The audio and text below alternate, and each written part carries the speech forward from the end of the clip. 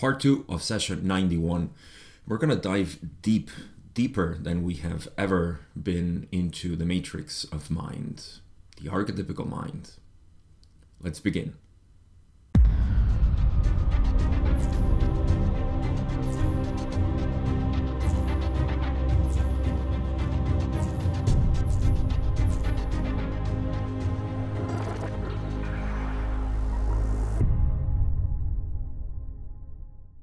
In the first part of the session, we started talking about miscellaneous stuff. We talked about the silver cord and some questions about the archetypical mind that came here, and also roots of the mind, which were really interesting. But that's where the conversation left in the archetypical mind. Questions about the different archetypes that have been used after the veiling process and how the creator has experimented with different configurations of archetypes for the archetypical mind, which is what provides the experience of manifestation.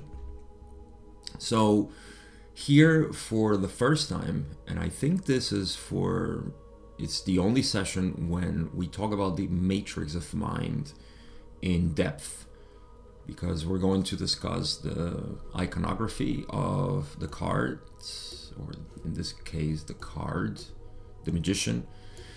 And so we will go through this, and I don't think I'll be able to finish the session today, so we'll see where we get to and then finish the rest on part 3. Just a quick refresher: when we talk about the archetypical mind, we're talking about the 3 cycles of the evolution of the mind-body-spirit complex. And so we're talking about a cycle for mind, cycle for body, and a cycle for spirit. We didn't get much information on body and spirit as we did for mind in the whole raw material, so what we have is what we have. And fair warning here, I am not a student of the archetypical mind, much less of the tarot, so I can only give you my interpretation based on what I know of the philosophy of the Law of One, and that's it. But for further studies, the best way that is always recommended is that you study the images and then draw your own conclusions based on what you know about what mind, body, and spirit is. And so that is the best advice that I can give.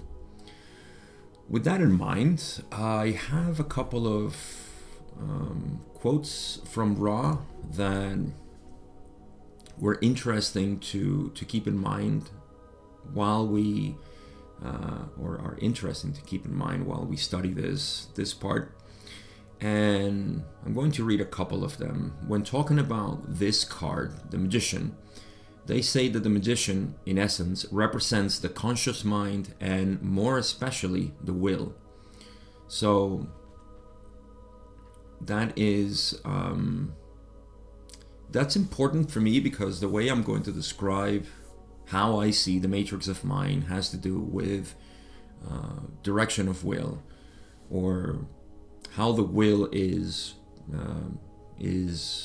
intertwined with the matrix of mind. In another part, that was 74, question 4, by the way, if you want to look it up. In question 11 of session 78, they said, "It is to be noted that of itself, consciousness is unmoved." Here they are describing the nature of the matrix. Consciousness, I don't like much the way we use consciousness. This is another problem. We only have mind and consciousness, and sometimes this is even regarded as one thing. So I'm talking about the language that we use in Western society. Even in Spanish it's the same problem. In fact, in Spanish it's probably even worse, because at least we have awareness. The word awareness in English, which is awareness and consciousness, are both the same thing in Spanish. So we have a very poor way to describe the psychology of, or yeah, the whole processes of the mind. So again, I don't like the way they use consciousness here, because I'm used to referring to consciousness as that which is the imperturbable, the basis of reality. But even here they say consciousness is unmoved, but they don't mean the same thing as we mean in non-duality, as consciousness being eternal, just immaculate, imperturbable, like I said. They refer here as consciousness, as the conscious mind. Whenever they say consciousness, they're very much referring to the conscious mind. So in essence, the conscious mind is unmoved. That's what the matrix represents. And then finally in session 79, question 20, they said, the matrix of mind is that from which all comes. It is unmoving, yet it is the activator in potentiation of all mind activity. So once again, we see that it is unmoving, yet is the activator in potentiation of all mind activity. So you can see it as the activator, and then the potentiator being the unconscious mind. So that interaction, that's another way to begin the study of the archetypical mind, especially with the mind, the conscious mind, and the unconscious mind. Ra indicates that for the adept, the first thing that is to be studied is the mind. So it's a hint. Start by studying the matrix of the mind and the potentiator. So those are the quotes that I have, and I will probably refer to them as we go along, because we're going to be describing that precise archetype of the mind, which is the matrix. All right, with that long introduction, let's get into the first question that I have here, which is the transition between the questions about how many archetypes existed prior to this 21, if there are more, are there fewer archetypes, and so on. So Don makes the transition, and this is the first question that we have here today. Fresh, new. Question 18. Don says, thank you. We have some observations on the archetypes as follows.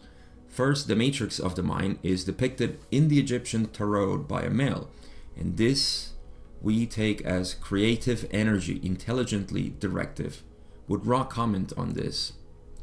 Ra says, this is an extremely thoughtful perception, seen as it does the male, not specifically as biological male, but as male principle. Why did I read this wrong?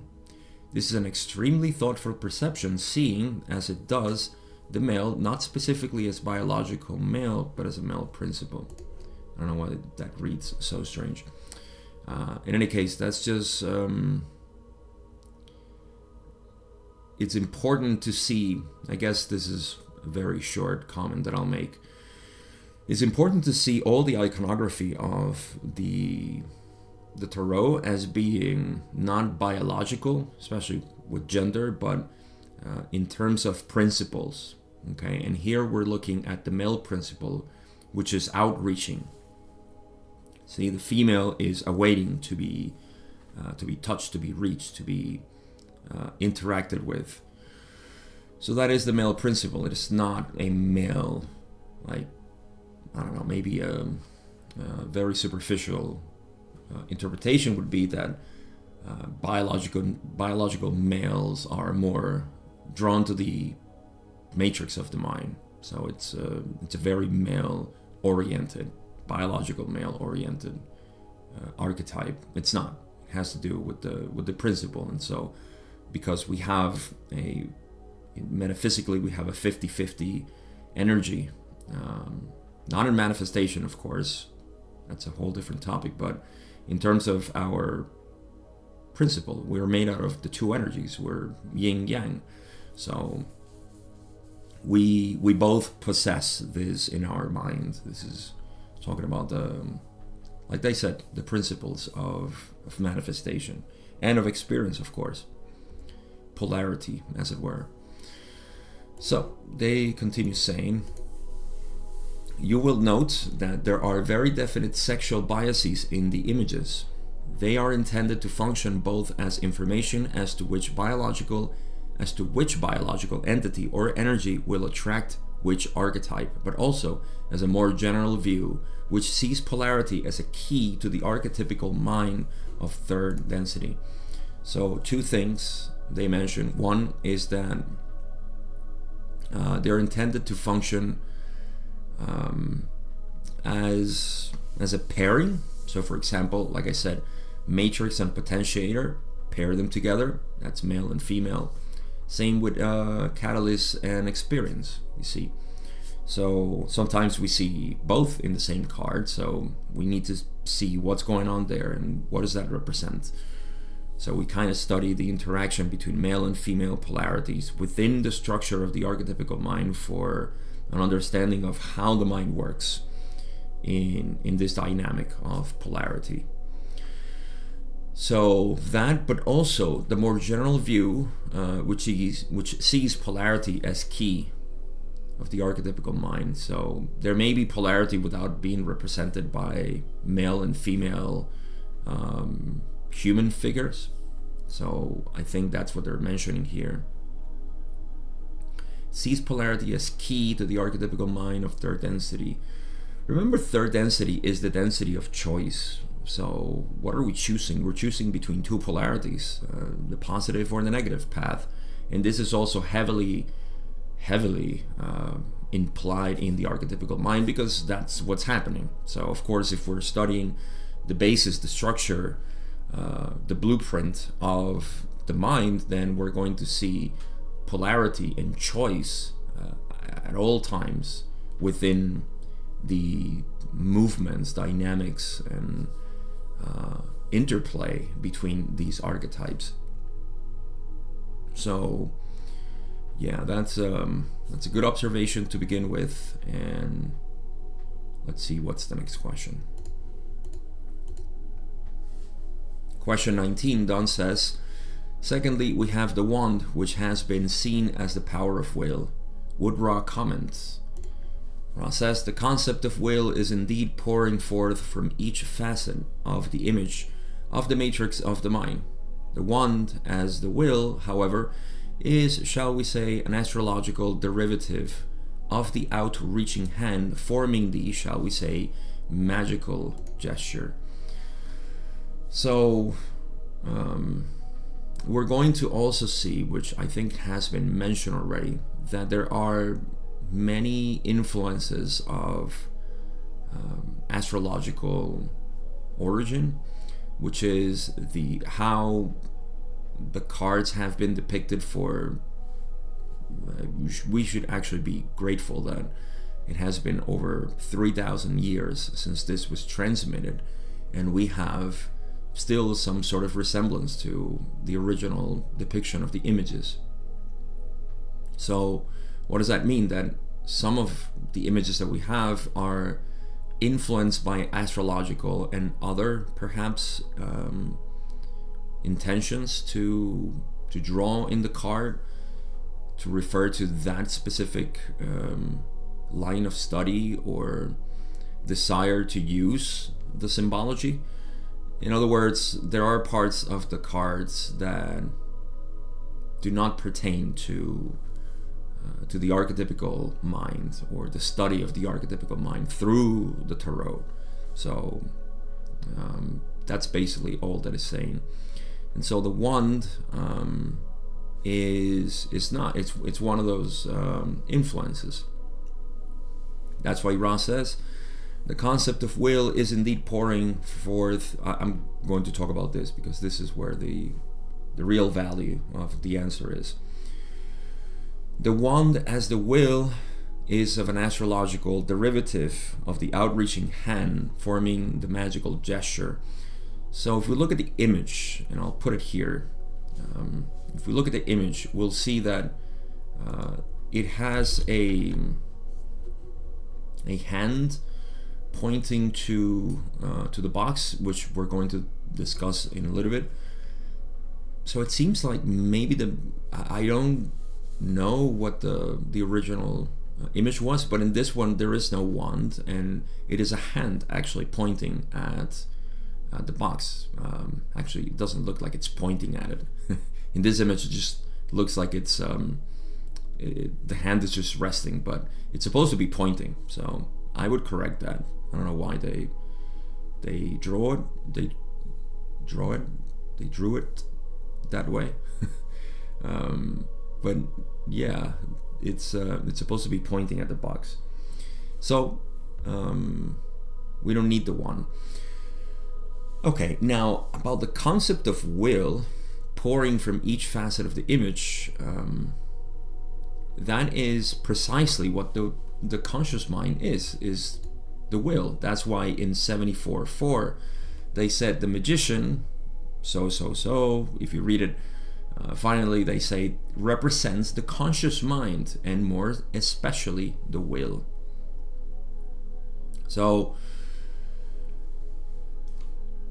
let me give my interpretation so we can move on with this in mind, appropriately in mind.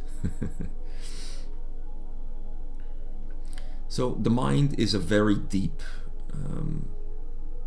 process, activity of consciousness, of awareness, of the creator, intelligent infinity, right? The mind is a very complex motion of awareness.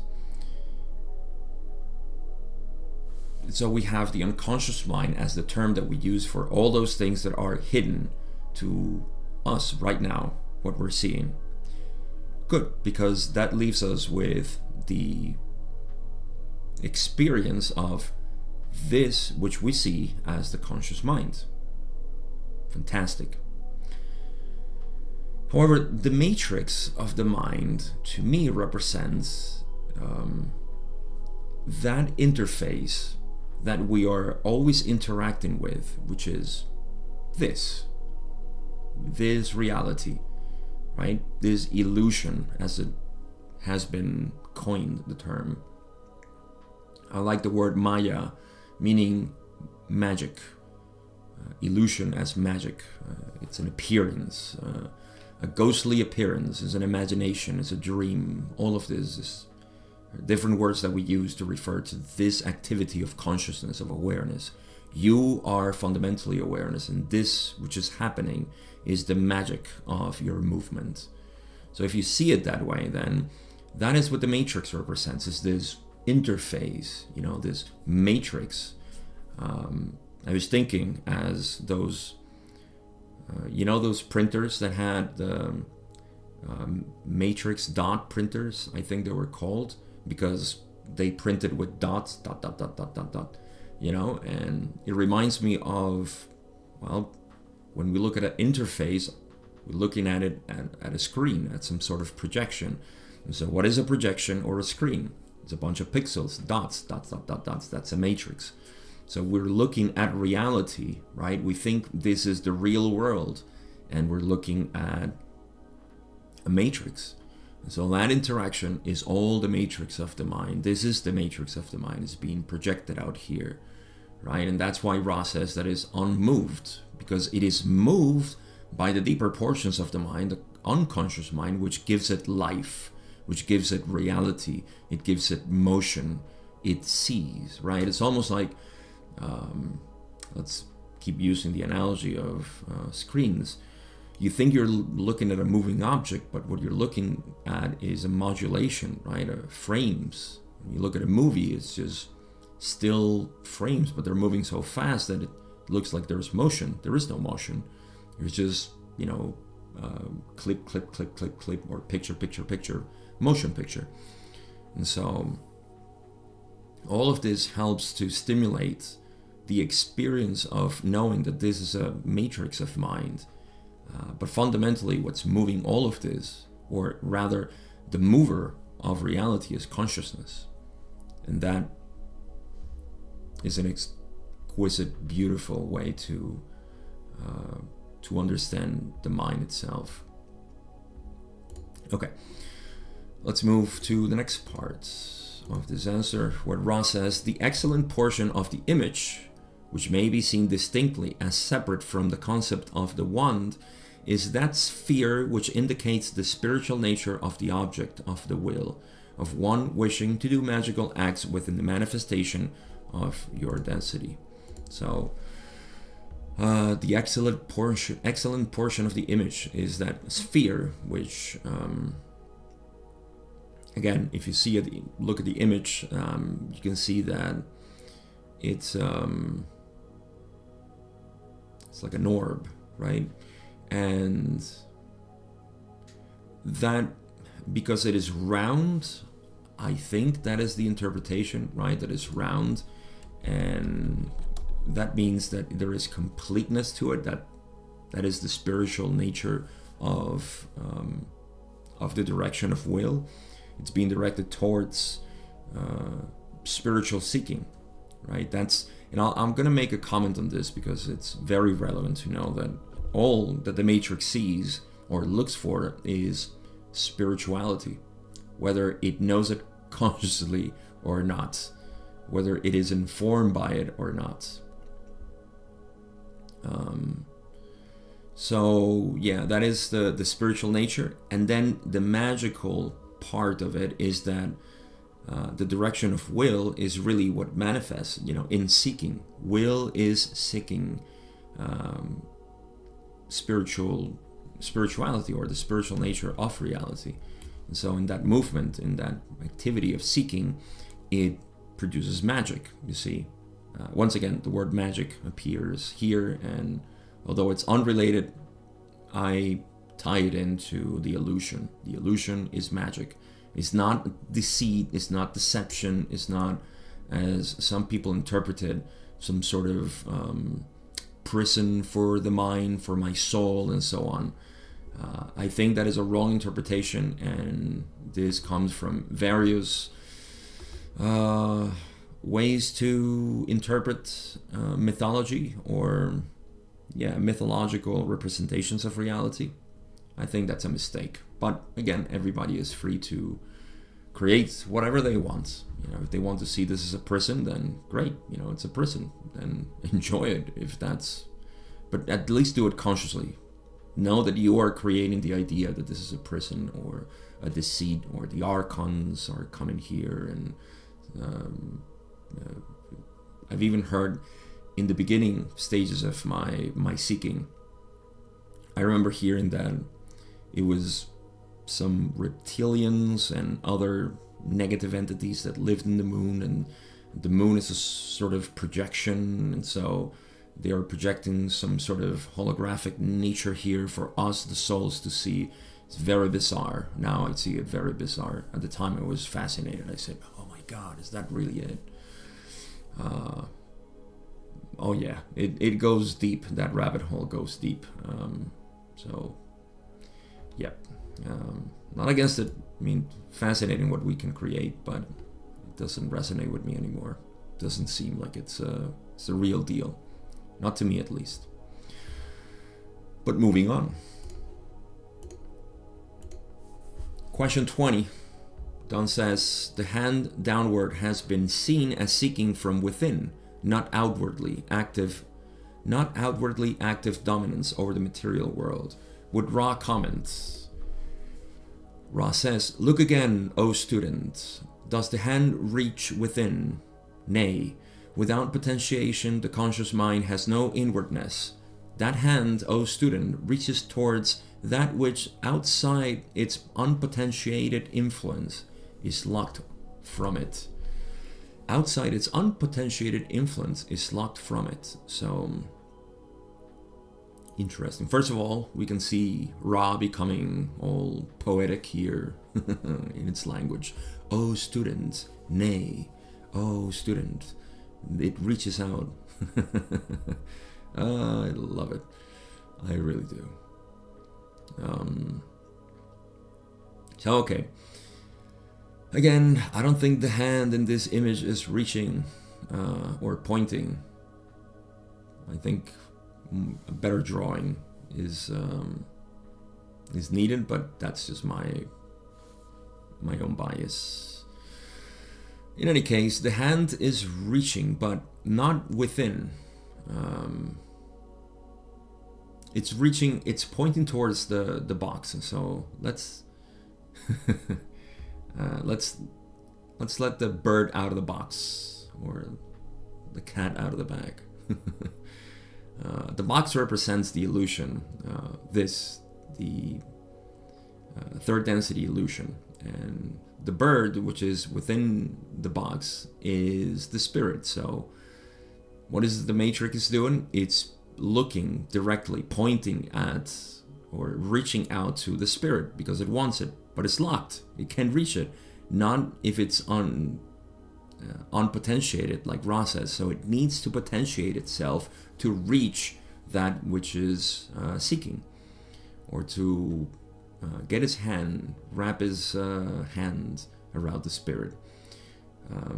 So that is the way in practice. This is what I said, and I think it's going to be further explained in the next questions, but this is what I meant. The matrix of the mind is always reaching for spirituality. People are always seeking, as I always say. People are seeking that which is spirituality. Spirituality is peace within, is satisfaction, it is abundance. All of this is what spirituality means. It is the recognition and the living by that recognition that everything is fine, that everything is perfectly fine, everything is beautiful, you see. And so without the mind being informed in a spiritual direction, in a polarized direction, I should say, it's going to be left dissatisfied. And in that dissatisfaction is going to reach out for those things that give it that pleasure. And so we get into the passions that we develop, the desires that are perhaps, what should I call it? Because desires in and of themselves are not a problem, is unconscious desires, uninformed desires, right? And so everybody is, even if they are not seeking to polarize themselves, they're seeking spirituality. Everybody is looking for satisfaction in their lives. And satisfaction comes from within, but we look for it outside. So that's why Ra says, without potentiation, the conscious mind has no inwardness, right? Meditation, inside, going deep inside. That hand is trying to reach the spirit. That's what it's looking for, whether it knows it or not, consciously. Next question. Question 21. Don says, the square cage may represent the material illusion, an unmagical shape. Would Ra comment? Ra says, this square, or the square, wherever seen, is the symbol of the third density illusion, and may be seen either as unmagical or, in the proper configuration, as having been manifested within. That is, the material world giving life. So, yeah, we have a couple of beautiful things here. First, yes, the square, wherever seen, is the symbol of third density illusion. I can't remember where else is the square. I think within the mind, maybe the Great Way has it. It must have it, right? Yeah, I think the Great Way has it. But in any case, now we know. Take notes. The square, wherever seen in the symbology or iconography of the tarot, it represents the illusion, third density illusion. And it may be seen as either unmagical, right? I like that. The unmagical to me is that it represents the unseen. It's there, it's in potentiation or potentially something, but it hasn't been touched by awareness. Right? It's only when illusion is illumined by awareness that it takes form and it has life. So it's not that it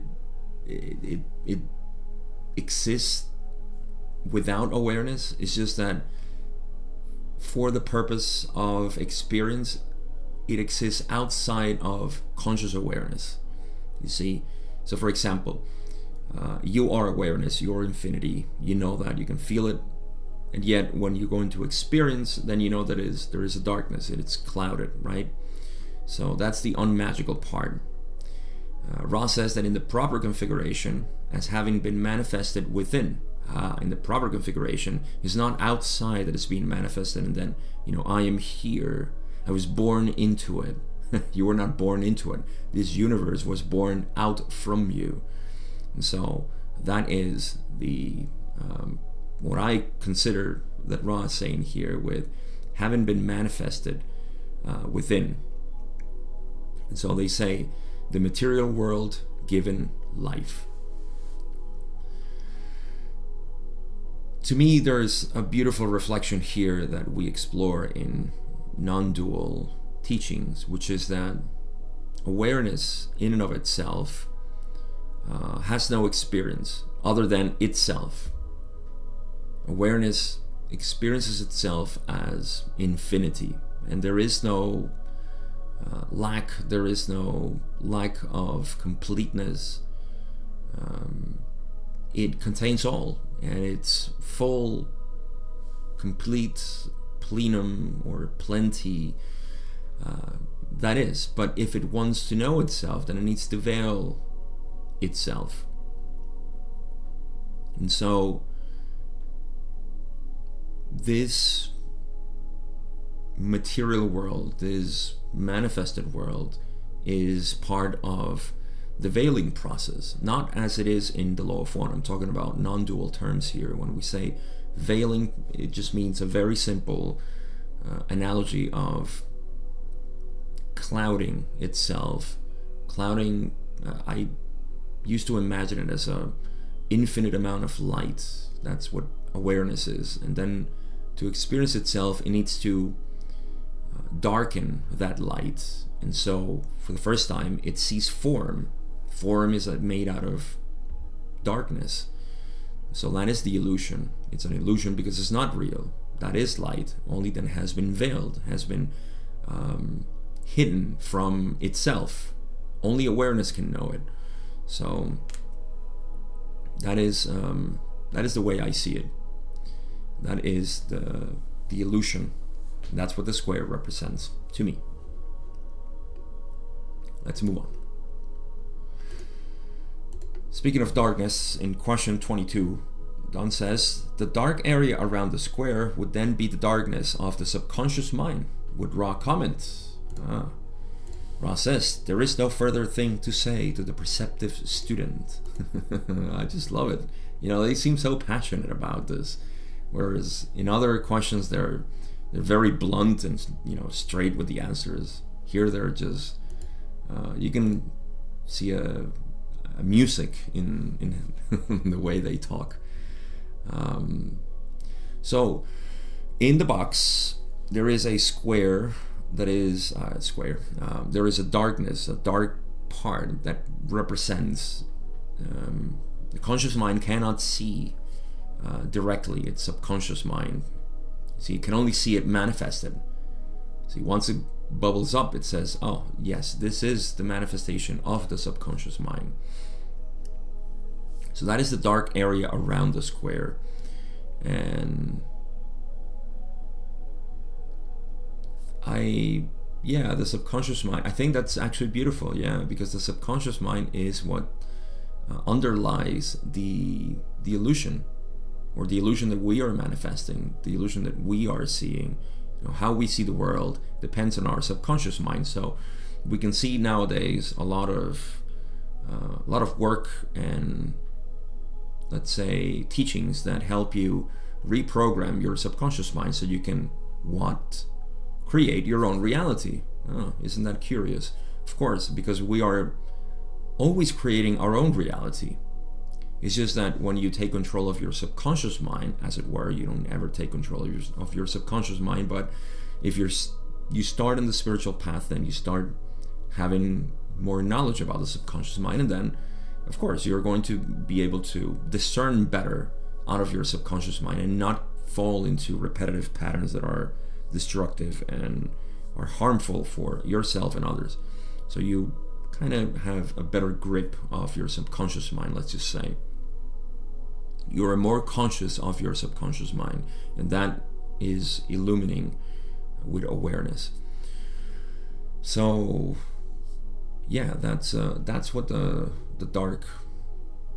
darkness around the box represents, the subconscious mind.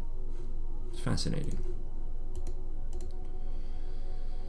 In question 23, Don says the checkered portion would represent polarity, and Ra says this is also satisfactory.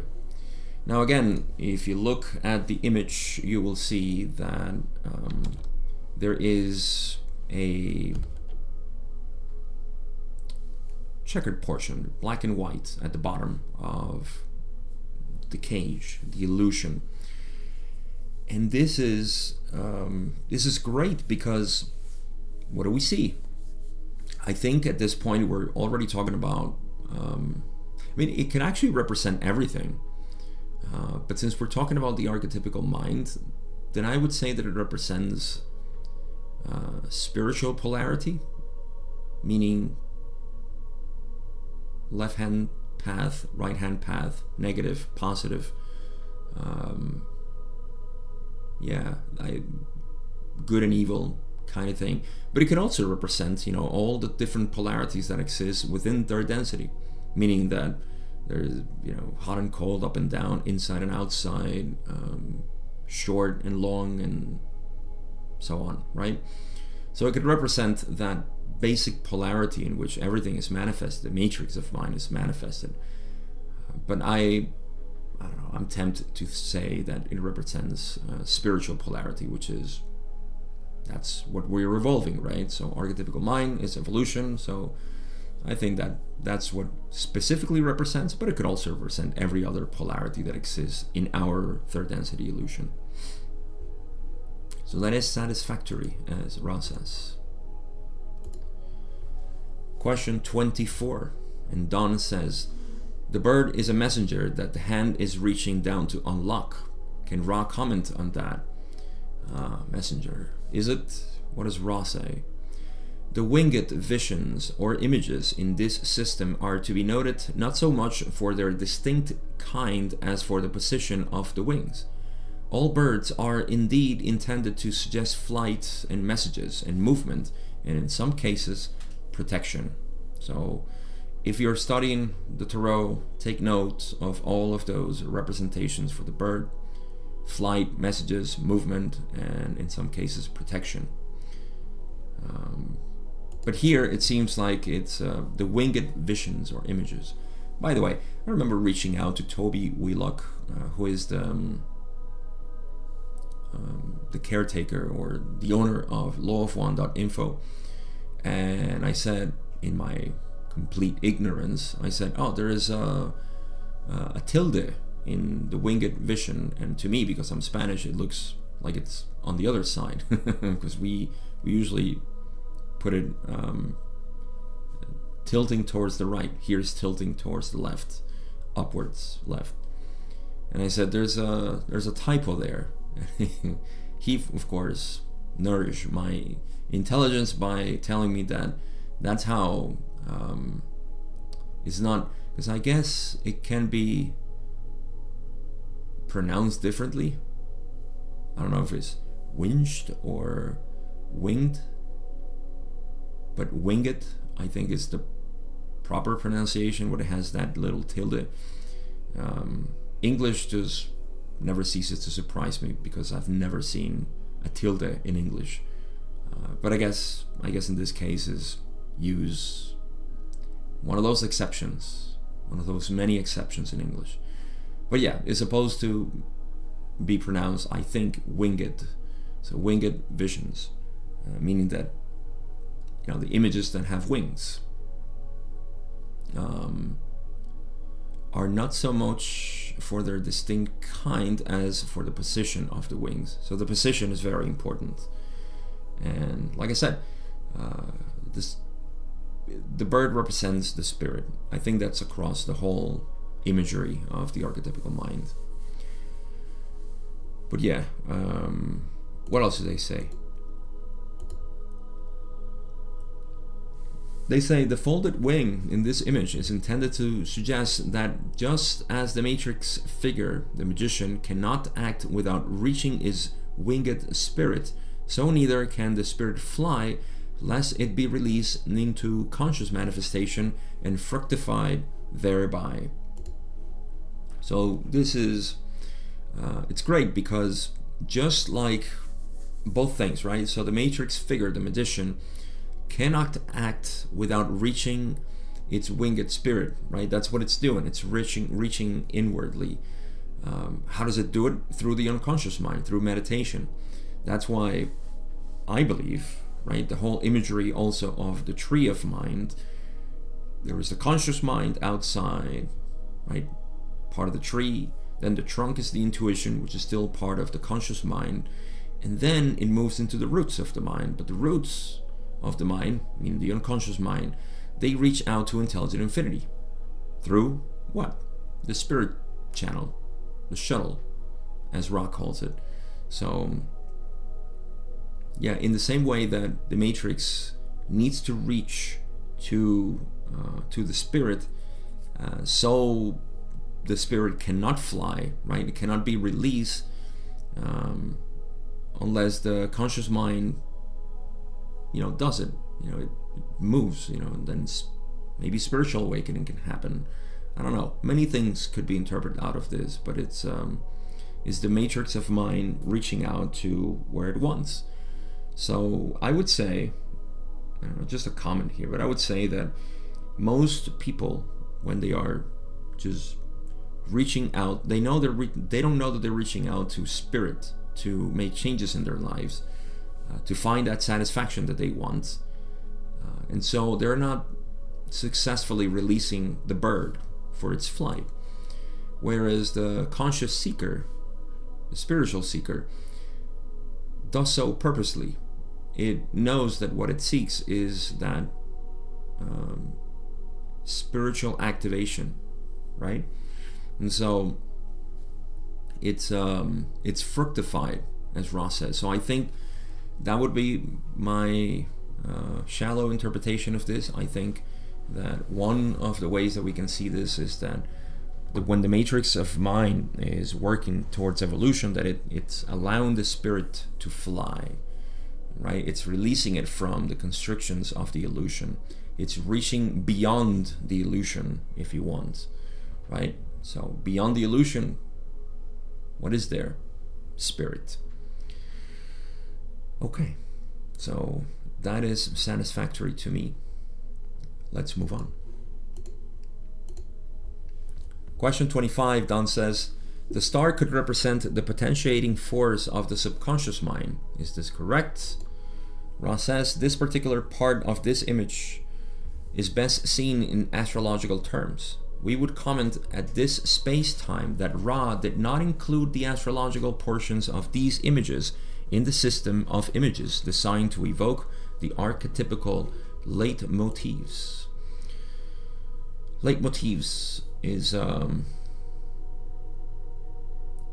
it's a recurring theme. I think the structure is late as leading, motifs as motive.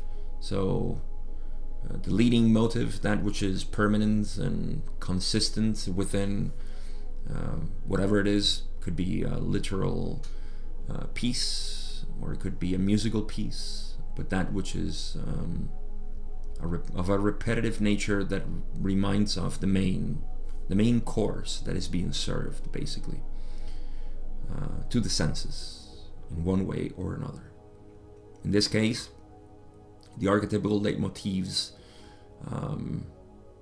are evolution, are the understanding of the process of evolution through the archetypical mind. So yeah, it's not astrological, so that's a different use that it's been attributed to the tarot, and I guess that's fine for the people who use it that way, but we're not using it that way here. And so that is the comment that Ra says, saying just saying that we didn't include it. So if we're studying the archetypical mind, then let's get rid of it, because it doesn't do anything to us for the study of the archetypical mind.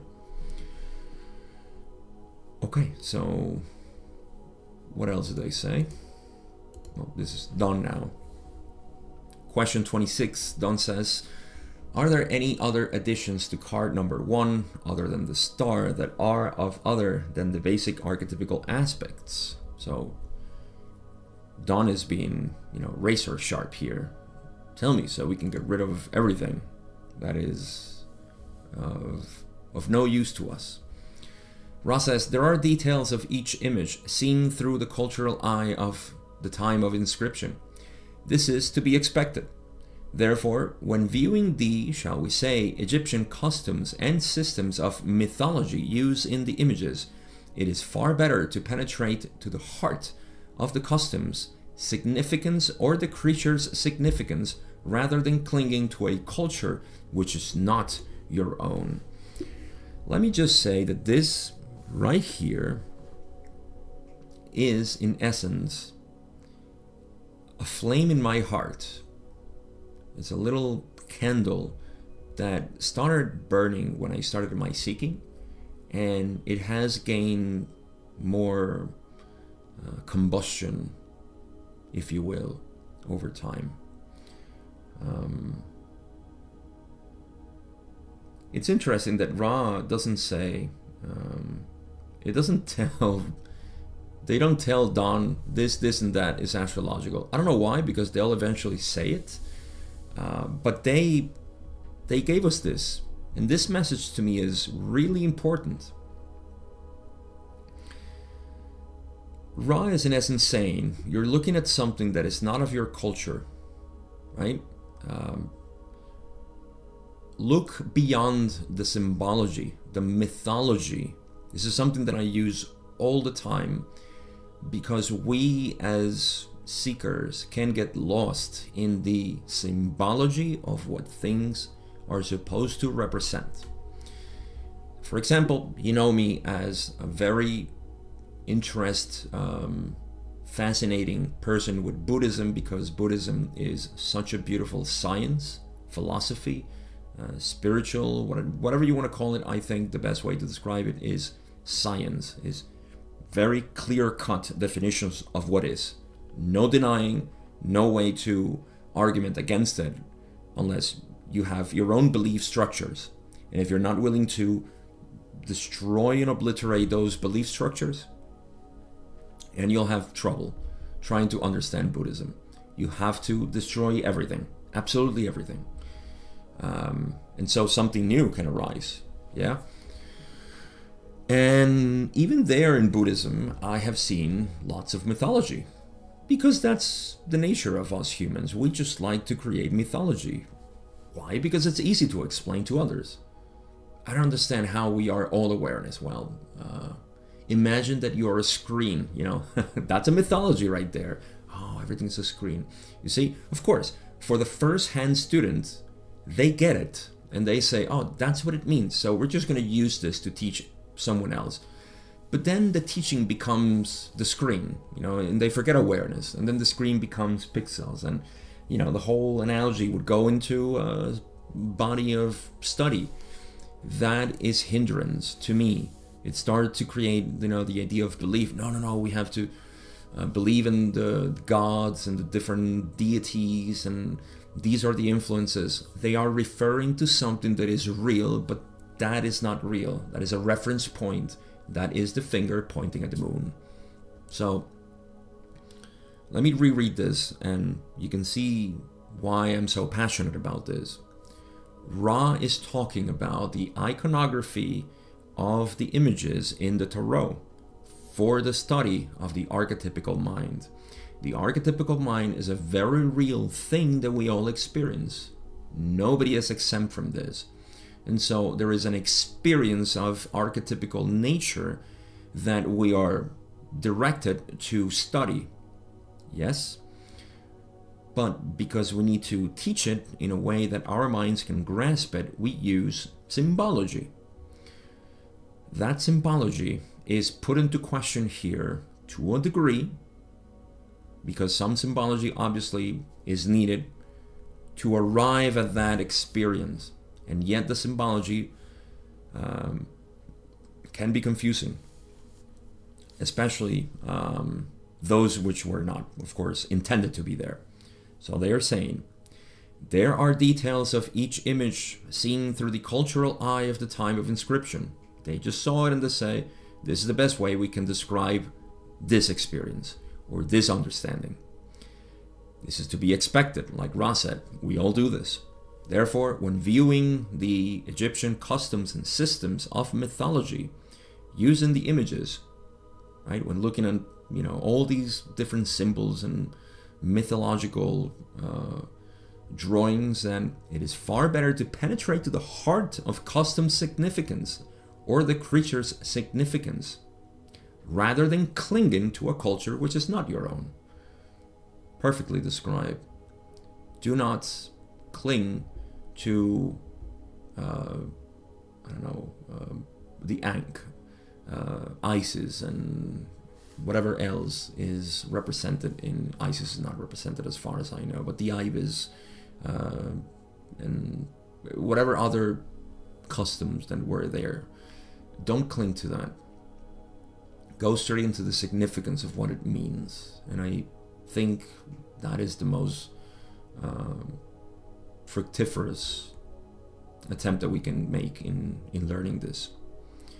They say something else, and they finish with, in each entity the image will resonate slightly differently. Therefore, there is the desire upon Ra's part to allow for the creative envisioning of each archetype using general guidelines rather than specific and limiting definitions. So this may answer my question as to why Ra didn't answer Don's question on tell me which symbology doesn't belong there.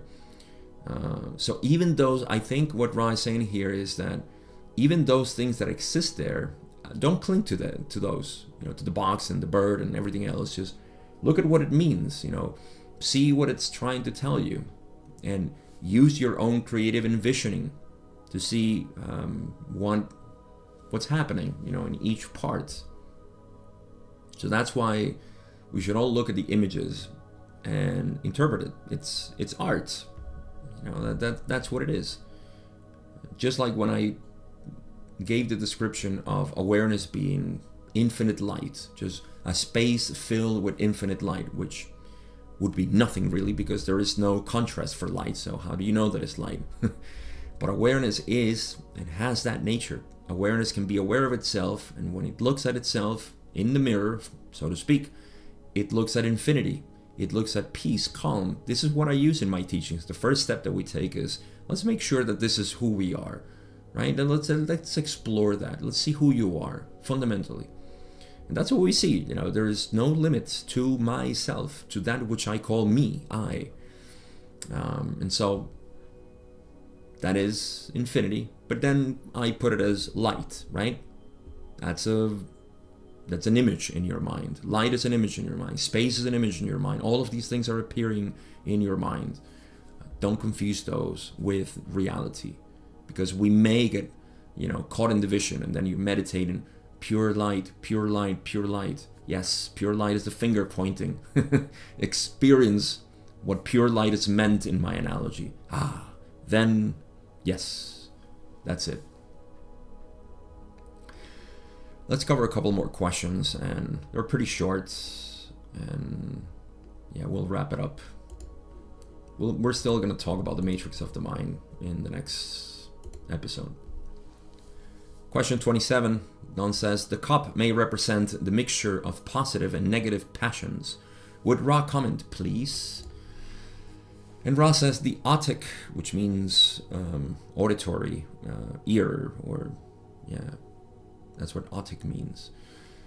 The otic portions of the instrument's physical vehicle did not perceive a significant portion of your query. Please re-query. So, in essence, they're saying, I couldn't quite hear you. Could you repeat again? And Don does so and says, there is apparently a cup which we have as containing a mixture of positive and negative influences. However, I personally doubt this. Would Ra comment, please? Ra says, doubt not the polarity, O student, but realize the cup. No, release the cup from its stricture. It is indeed a distortion of the original image. Let me read the next question because they're tied in. Don says, what was the original image? Ra says the original image had the checkering as the suggestion of polarity, and that is then the polarity that we see at the bottom of the box. So yeah, the cup was another one that was the cup was the, I guess, what was released from the image, and now you just have the checkered portion at the lower part of the box, right? So I think we talked about this already. This is part of the illusion. So the illusion, yes, the checkered portion represents the illusion, the polarity of the illusion. And like I said, it could be spiritual polarity, or it could be all kinds of polarity we experience here, you know, far and near, and deep and shallow, all these things that make up the illusion of reality. It could be everything, all of these things. Okay, so I'm going to cover one more and then we'll wrap it up. Let's go with question 30.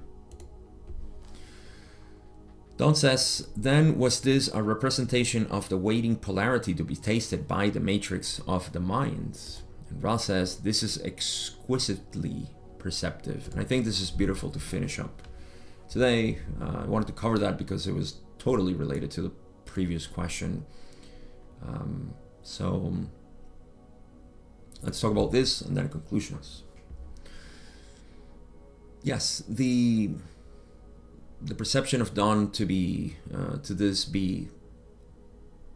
it is awaiting for us to taste this polarity.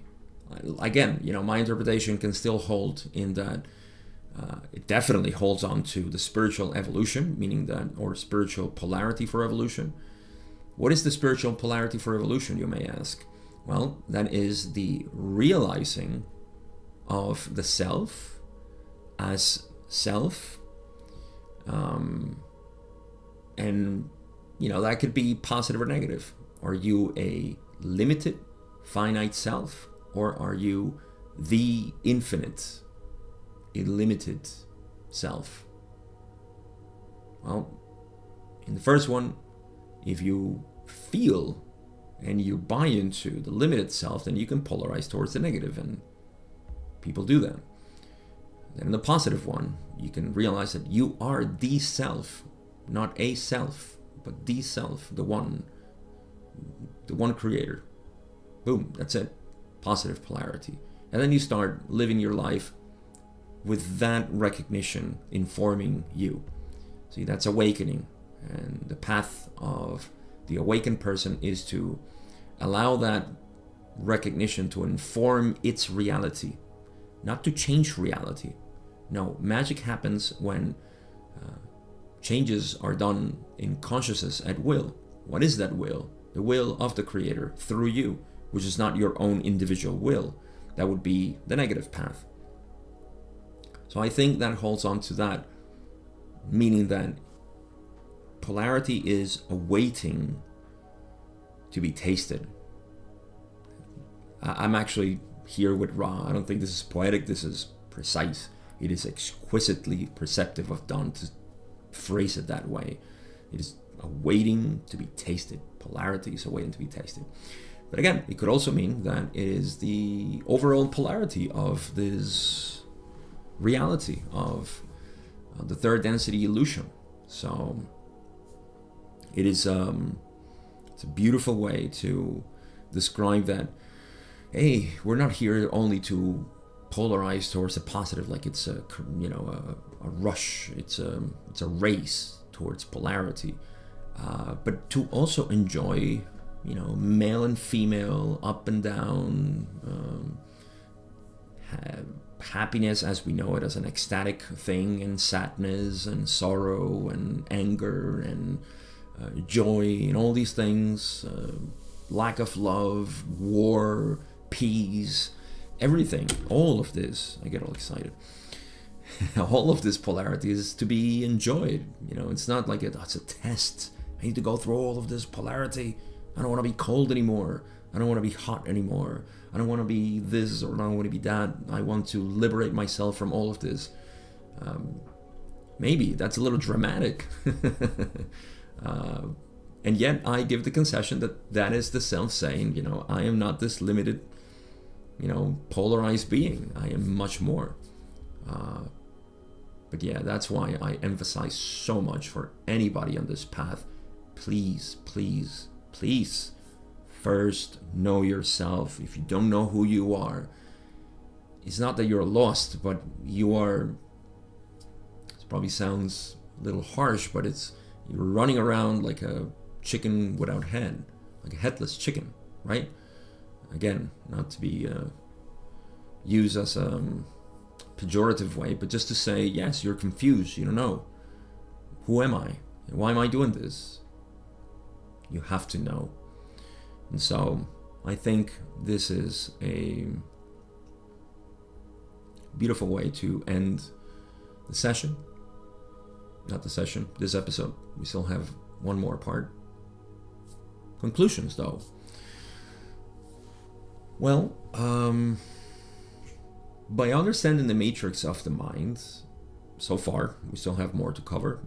And so far, we have just talked about the different portions of the matrix of the mind. But in a general sense, the matrix of mind is that which is our interface, like I said, is the interface in which, through which we interact with the world. And what we see in the matrix of mind is a product of ourselves. I think this brings us to responsibility, which is something that I emphasize in teachings a lot. Become responsible of every single thought that arises in you. Catch yourself when your mind is saying, well, that's because somebody else did this, or why is she like this, or why is he so negative, or why. Realize that all of those views are coming from you. That's responsibility. It's coming from your dark side, if you will, right? That subconscious mind, as they represented it here, that dark part of the box of your density, not density, of your illusion, your own projection. So taking responsibility allows you to change the way the matrix looks. That is, I mean, that's a shortcut to say, meditate, find out, you know, all of these things within yourself, and take charge of them. Take responsibility. Say, this is all me. This is all me. Much more to discuss here, but this is all I have. Again, final notes. The matrix of the mind is nothing without the potentiator. As Ross said, what is the potentiator? The unconscious mind. How do you reach out to the unconscious mind? Meditation. What is meditation if not to be aware of your own thoughts and do not identify with them? That is, to me, the way how it works. As usual, thank you so much for watching, for listening, depending on where you are. If you want to support my work here, there's only one place you could go for that, to do it passively, and that is Patreon. You can go in the description of every one of these episodes and find out more how you can join Patreon and support me there. For everybody else, thank you for listening, thank you for watching, and I appreciate you. I'll see you in part 3. of session 91.